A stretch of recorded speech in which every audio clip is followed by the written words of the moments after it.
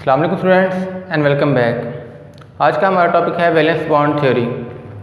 Valence bond theory को propose किया था लिनिस पॉलिंग ने और इस काम पे इसको नोबेल प्राइज़ भी दिया गया था 1954 में। इस थ्योरी का जो सबसे ज़्यादा यूज़ किया गया उसका पीरियड था 1940 से 1960 के दरमियान से सबसे ज़्यादा यूज़ किया गया था। इसके पास्टुलेट्स देखते हैं। सबसे पहला इसका पास्टुलेट है, वो कहता है कि जो कोवलेंट बॉन्ड बनेगा वो कैसे बनेगा कि दो एटम्स के जो वैलेंस शेल हैं उसमें जो अनपेयर्ड इलेक्ट्रॉन्स हैं यानी कि हाफ फील्ड ऑर्बिटल जब ओवरलैप करेंगे तो कोवलेंट बॉन्ड बनेगा।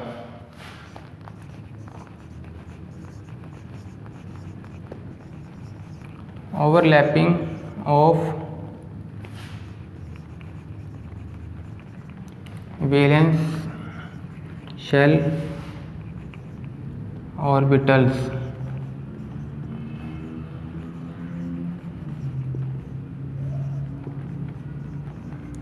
Half filled orbitals.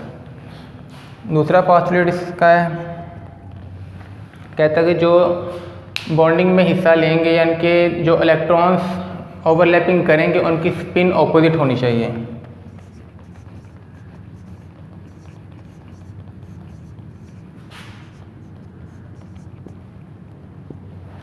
उनकी स्पिन ऑपोजिट होनी चाहिए। उसके बाद तीसरा पोस्टुलेट है, कहता कि जो बॉन्ड की स्ट्रेंथ है कि बॉन्ड कितना मजबूत होगा वो डिपेंड करता है दो चीज़ों पे, एक तो नेचर ऑफ ओवरलैपिंग पे और दूसरा वो डिपेंड करता है नेचर ऑफ ओवरलैपिंग ऑर्बिटल्स पे। जो ऑर्बिटल्स ओवरलैपिंग कर रहे हैं एक तो उन पे और दूसरा ओवरलैपिंग किस तरह की हो रही है उसके ऊपर बॉन्ड की स्ट्रेंथ डिपेंड करेगी।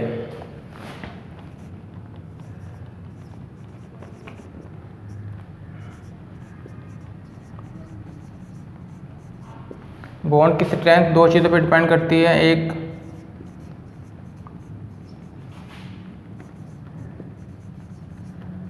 Overlapping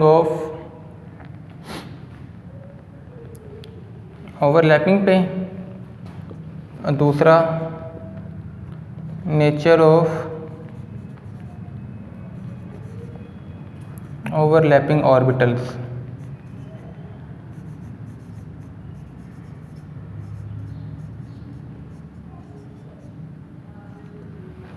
clear. उसके बाद इसका चौथा जो पोस्टुलेट है वो कहता है कि जब दो ऑर्बिटल्स ओवरलैप करेंगे तो उनकी एनर्जी डिक्रीज़ हो जाएगी। एक तो उनकी एनर्जी जो है वो डिक्रीज़ हो जाएगी, दूसरा वो कहता है कि जो कंप्लीट ओवरलैपिंग है वो पॉसिबल नहीं है।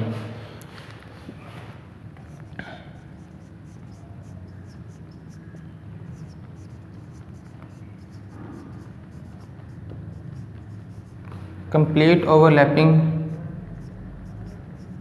Is not possible. क्यों पॉसिबल नहीं है? क्योंकि दो न्यूक्लियस आपस में जब करीब आते हैं तो वो एक दूसरे को रिपेल करते हैं, इसलिए कंप्लीट ओवरलैपिंग पॉसिबल नहीं है due to repulsion of nucleus.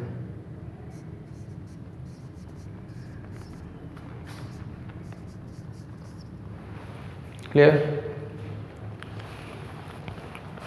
उसके बाद इसका पांचवा पोस्टुलेट है,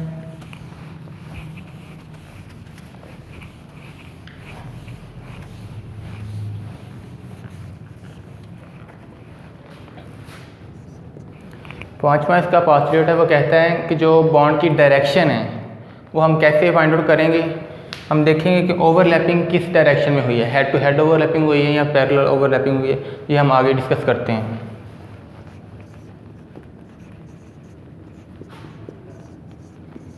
डायरेक्शन ऑफ बॉन्ड यहाँ पे कौन सा होगा? Covalent bond.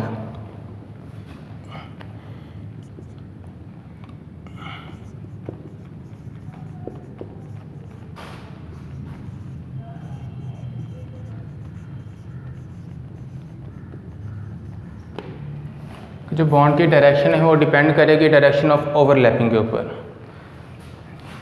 उसके बाद 6 है,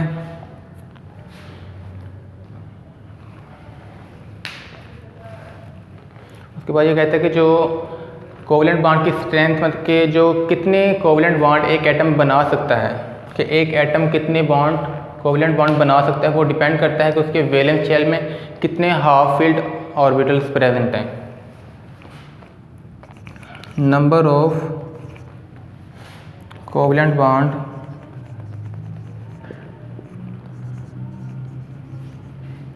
depends on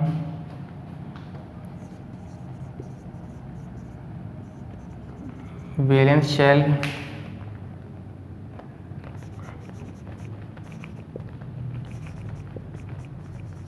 half filled orbitals. ठीक हो गया। उसके बाद ये कहता है कि जो ओवरलैपिंग होगी और ओवरलैपिंग से जो बॉन्ड बनेंगे वो दो तरह के होंगे, एक तो होगा सिग्मा बॉन्ड या फिर होगा पाई बॉन्ड। सिग्मा को हम इस तरह से डिनोट करते हैं,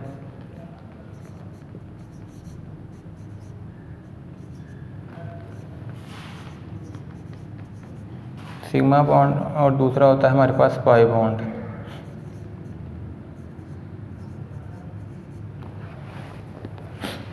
ये हैं पोस्टुलेट्स वीबीटी के। अब इसके कुछ एग्जांपल्स देख लेते हैं हम कि किस तरह से ओवरलैपिंग करते हैं, किस तरह से बॉन्ड बनता है। ठीक है,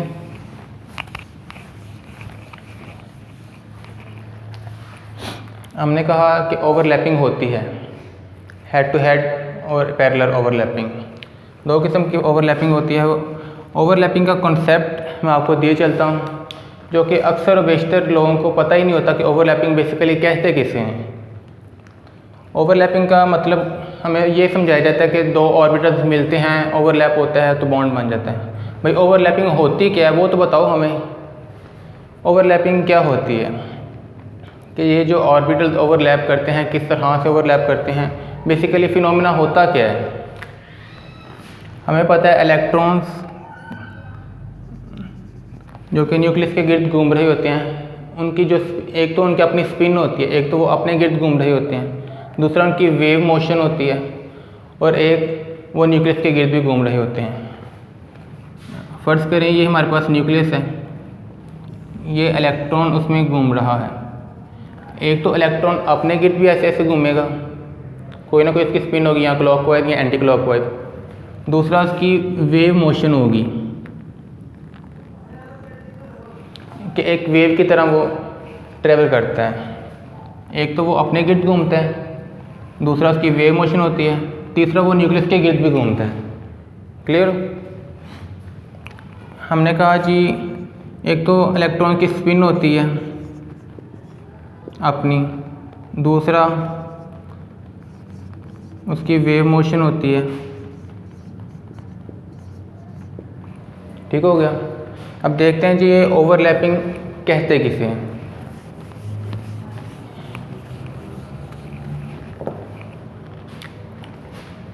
फ़र्ज़ करें हमारे पास एग्जांपल है H2 की, हम हाइड्रोजन को एक्सप्लेन कर लेते हैं। हम कहते हैं जी ये एक हाइड्रोजन है, ये दूसरा हाइड्रोजन है, और ये जो ओवरलैपिंग होती है, ये जो ऑर्बिटल्स आपस में मिलते हैं, इसे हम ओवरलैपिंग का नाम दे देते हैं। भाई ये ओवरलैपिंग होती क्या, हमें ये तो बताओ। तो ओवरलैपिंग क्या होती है ये देखिए ज़रा गौर से। ये एक हाइड्रोजन है,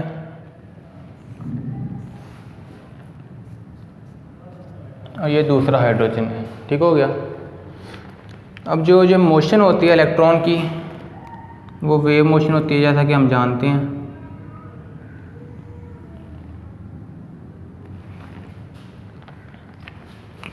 इसे थोड़ा सा आगे कर लेते हैं।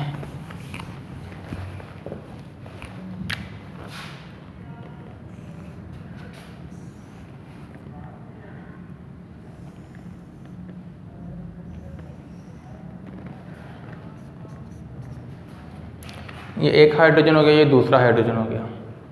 अब जब ये ओवरलैपिंग करेंगे आपस में, तो ये कर्व इसके ऊपर आ जाएगी कुछ इस तरह से।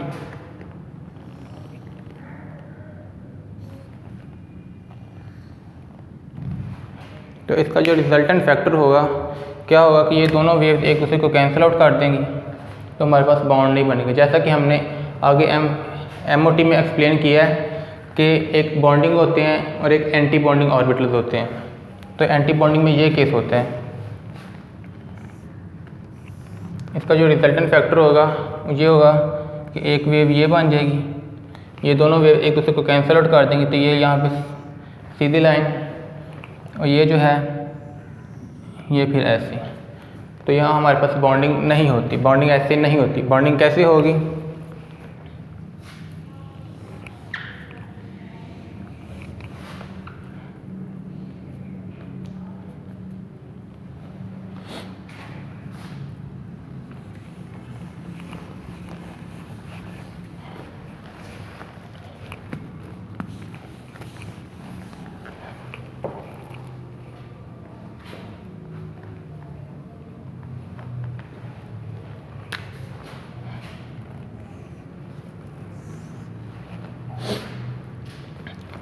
एक हाइड्रोजन है हमारे पास, उसकी वेव इस तरह से, ये क्रस्ट है इसका, ये ट्रफ है। अब दूसरा जो ओवरलैपिंग करेगा उसका क्रस्ट ये ट्रफ ये होना चाहिए और क्रस्ट ये होना चाहिए। अब क्या होगा, जब ये ओवरलैपिंग करेंगे तो ये दोनों पार्ट्स एक दूसरे के ऊपर सुपर इम्पोज हो जाएंगे, उसकी मैग्नीट्यूड को इंक्रीज़ कर देंगे। क्या होगा, ये जब बॉन्ड बनेगा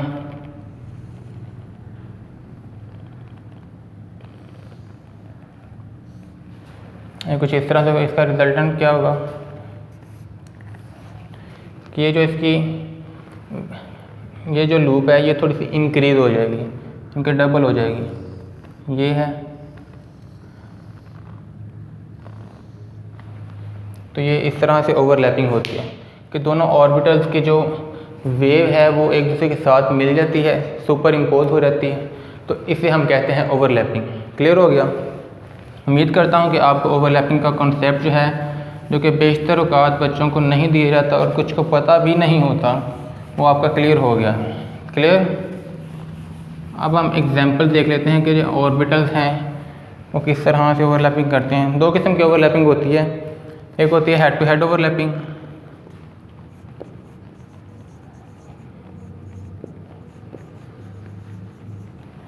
head to head overlapping,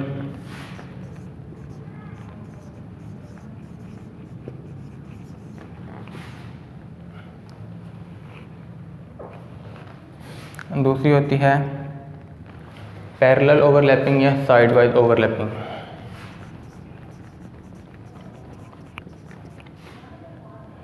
parallel या साइड वाइज ओवरलैपिंग।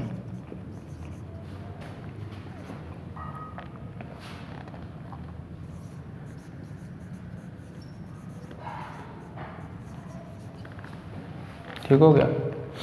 अब हेड टू हेड ओवरलैपिंग में क्या होता है और साइड वाइज ओवरलैपिंग में क्या होता है वो देख लेते हैं कि जो ऑर्बिटल्स होते हैं वो किस तरह से ओवरलैपिंग करते हैं। S वाले किस तरह से करते हैं, P वाले किस तरह से करते हैं, तो देख लेते हैं क्या करके। सबसे पहले हमारे पास SS ऑर्बिटल, एक ये S, दूसरा ये S, ये दोनों मिलेंगे तो ओवरलैपिंग होगी। और ओवरलैपिंग किस तरह से होगी आपको अब अंदाज़ा हो गया होगा। दूसरी होती है हमारे पास S और P ओवरलैपिंग, ये हेड टू हेड ओवरलैपिंग मैं आपको बता रहा हूँ। एक हमारे पास है ये S ऑर्बिटल,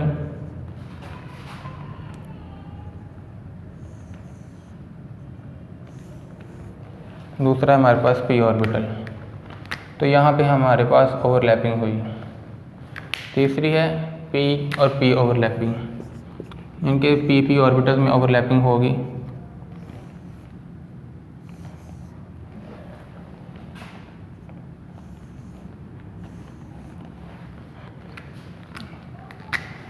ये जो हिस्सा है ये ओवरलैपिंग करेगा, ये होगी हमारे पास head to head overlapping.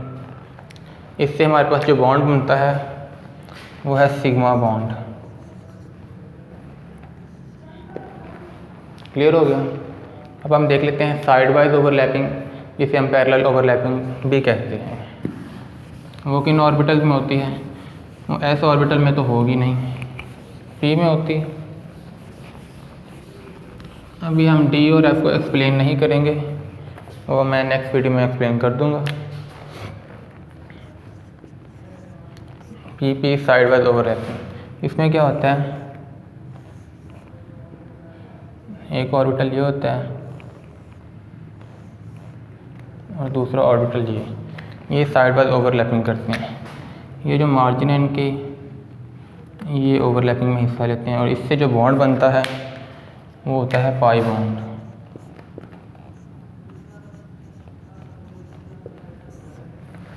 Clear हो गया। अब हम इसकी एग्जांपल देख लेते हैं। सबसे पहले हमारे पास है एग्जांपल हाइड्रोजन की। हाइड्रोजन में जो ओवरलैपिंग होती है वो हेड टू हेड ओवरलैपिंग होती है, सिग्मा बॉन्ड बनता है। इसमें जो ये हिस्सा है इसका ये ओवरलैपिंग करेगा। क्लियर हो गया। ये हिस्सा ओवरलैपिंग करता है और सिग्मा बॉन्ड हमारे पास बनता है। हेड टू हेड ओवरलैपिंग हुई है और हमारे पास सिग्मा बॉन्ड बनते हैं। इसमें हमने देखा सिग्मा केस, हम वो मॉलिक्यूल लेते हैं जिसमें सिग्मा बॉन्ड भी हो और पाई बॉन्ड भी हो। तो उसके लिए हम एग्जांपल लेते हैं इथीन की।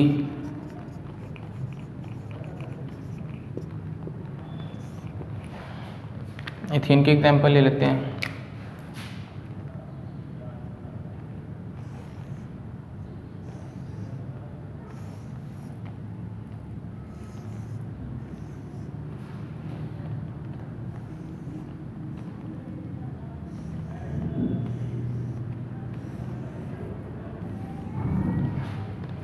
इसमें क्या होता है कि ये हिस्सा ओवरलैपिंग करता है तो हमारे पास सिग्मा बॉन्ड बनता है। एक हाइड्रोजन का एटम यहाँ पे आके ओवरलैपिंग करेगा, बॉन्ड बनेगा सिग्मा। दूसरा यहाँ पे आके ओवरलैपिंग करेगा, बॉन्ड बनेगा सिग्मा। एक यहाँ पे ओवरलैपिंग होगी और एक यहाँ पे भी ओवरलैपिंग। ठीक हो गया। अब यहाँ पे पैरेलल और साइड वाइज ओवरलैपिंग होती है और यहाँ पे हमारे पास बॉन्ड बनता है सिग्मा बॉन्ड और पाई बॉन्ड। क्लियर हो गया। एक सिग्मा बॉन्ड होता है और एक पाई बॉन्ड होता है। क्लियर। अब हम एग्जांपल देख लेते हैं जिसमें एक सिग्मा बॉन्ड हो और दो पाई बॉन्ड हो। तो उसके लिए हम एग्जांपल ले लेते हैं इथाइन की। सिंपल सी एग्जांपल आपको पूरी समझ में आ जाएगी। तो हम देखते हैं इथाइन की एग्जांपल।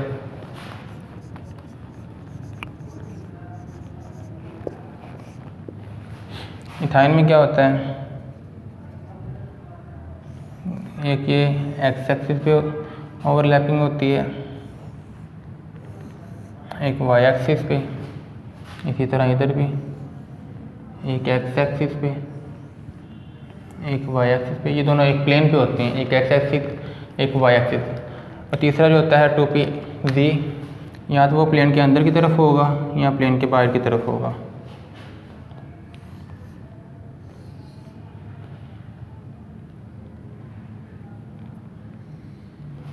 ठीक है। यहाँ पे इस हिस्से पे ओवरलैपिंग होगी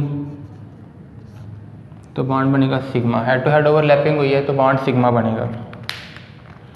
उसके बाद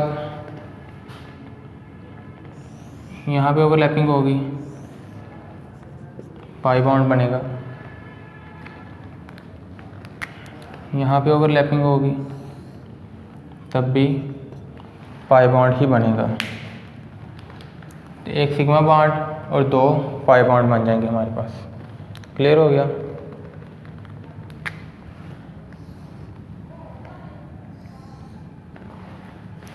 और एक हाइड्रोजन हमारे पास यहाँ पे होगा, एक हाइड्रोजन हमारे पास यहाँ पे होगा। क्लियर हो गया। उम्मीद करता हूँ आपको अच्छे से समझ आ गया होगा। अब हम इसकी कुछ लिमिटेशंस देख लेते हैं कि ये किस किस चीज़ को एक्सप्लेन करती है और किस किस चीज़ को एक्सप्लेन नहीं करती।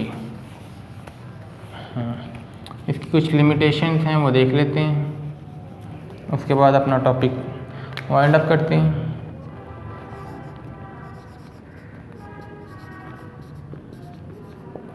लिमिटेशंस, इसकी लिमिटेशंस क्या हैं। सबसे पहले इसकी जो लिमिटेशन है वो ये है कि ये ऑक्सीजन का पैरामैग्नेटिक बिहेवियर शो ही नहीं करता।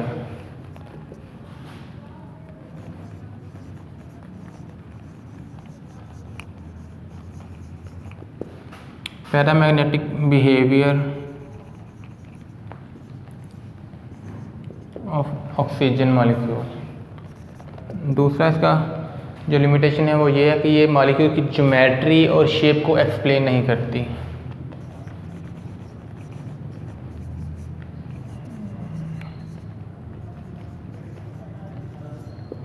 शेप एंड ज्योमेट्री को एक्सप्लेन नहीं करती। उसके बाद ये कोऑर्डिनेट कोवलेंट बॉन्ड उससे भी एक्सप्लेन नहीं करती।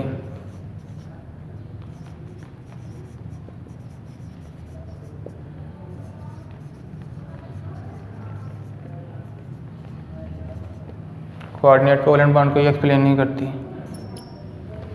उसके बाद ये नोबल गैस मॉलिक्यूल की एग्जिस्टेंस को भी एक्सप्लेन नहीं करती।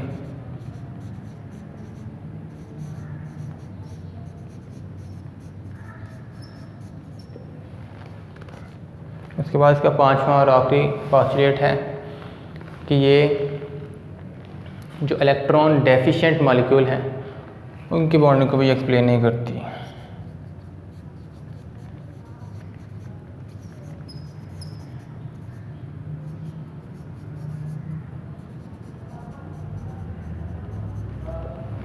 इलेक्ट्रॉन डेफिशिएंट मॉलिक्यूल की बॉन्डिंग को भी ये एक्सप्लेन नहीं करती। उम्मीद करता हूँ कि आपको वैलेंस बॉन्ड थ्योरी कंप्लीट समझ आ गई होगी। अगर कोई क्वेश्चन है तो आप मुझे कमेंट कर सकते हैं। इसी के साथ मुझे इजाज़त दीजिए। अल्लाह हाफ़िज़।